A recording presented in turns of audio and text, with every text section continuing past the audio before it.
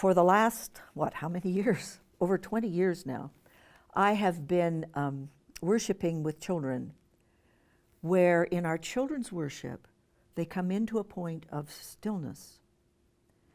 And we introduce the children to what we're doing each week by saying, this is a special place, a very special place where we have come to be with God, to talk to God, and to hear the stories of God. And I believe you can do that kind of thing even with large groups of children.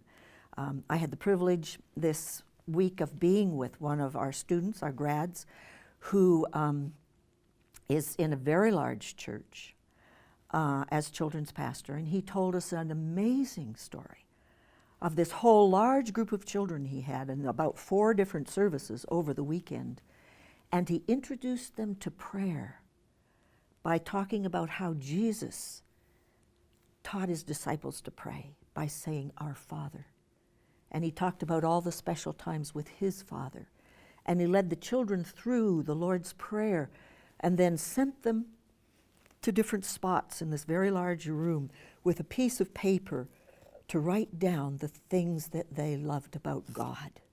And then gave them opportunity, if they wanted to come to the microphones and pray a sentence prayer of how they loved God and what they thanked God for. That's profound, and it can be done. Now, the next thing that I think is very important, what's tied to that, is what we do with the biblical stories.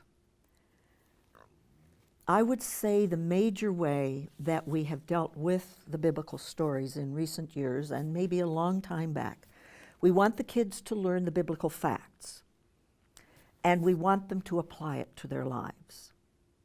Now, I'm not against them learning the biblical facts.